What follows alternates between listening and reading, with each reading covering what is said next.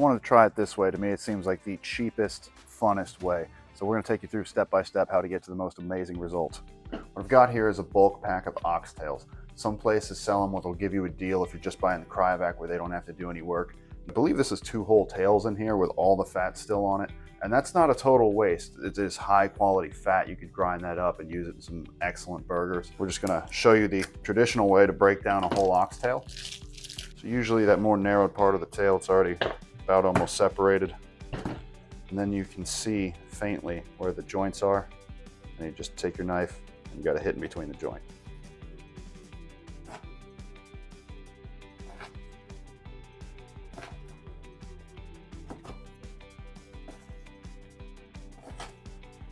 I'm going to take the smaller end of the tail. We joined it out there and use that a different day. What I'm more interested in is the bigger pieces. Same concept, just harder to see.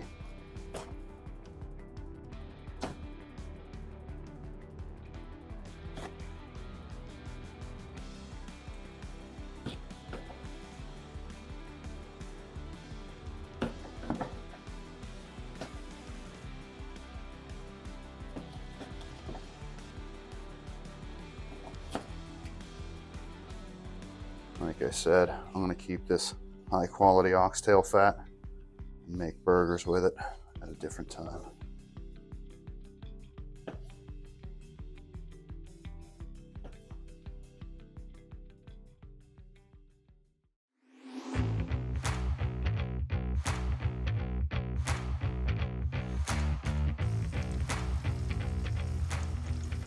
Get these on the grill. Get some nice texture on direct heat. Look at that, this looks incredible. And we got our shanks, that marrow in the middle. They won't need long or even too much heat. Give that just a sec.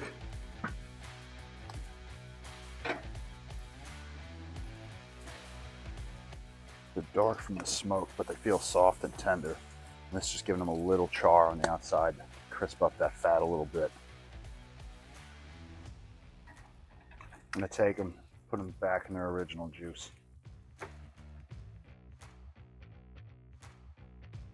What we did is we covered these in Kingsford No Salt. That way we can control the amount of salt that goes on them ourselves at our own desired level of salt.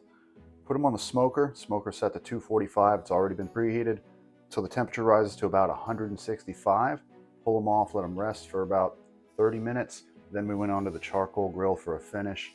I was real excited to see this bulk deal. I think this is the cheapest, funnest way that you could do oxtails.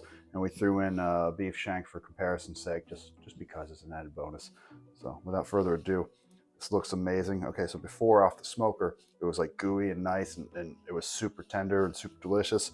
But I think that char really added a level. It looks dark from the smoke, but it's soft to the touch with a crisp outside.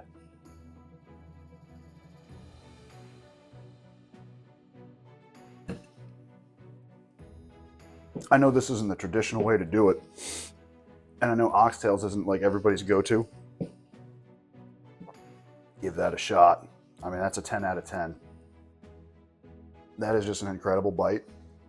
Super moist, crispy on the outside, delicious, light, smoky flavor. I think I forgot to mention we had applewood on there. Probably should have been civilized and used a knife and fork. Let me go ahead and try that for the beef shank here. Let's see.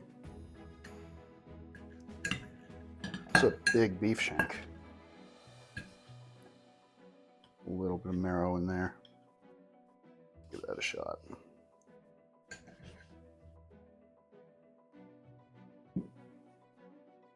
Flavor's delicious. Obviously nowhere near as tender as the oxtail. I say still worth doing. I'd still eat it. But next to this, I'm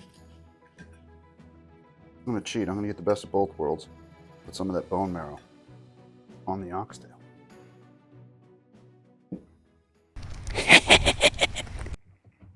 What do you think? It's good. Some of the best beef you've ever eaten, right? Better than a ribeye. Well, I mean, yeah. I guess. I would have thought. It really is.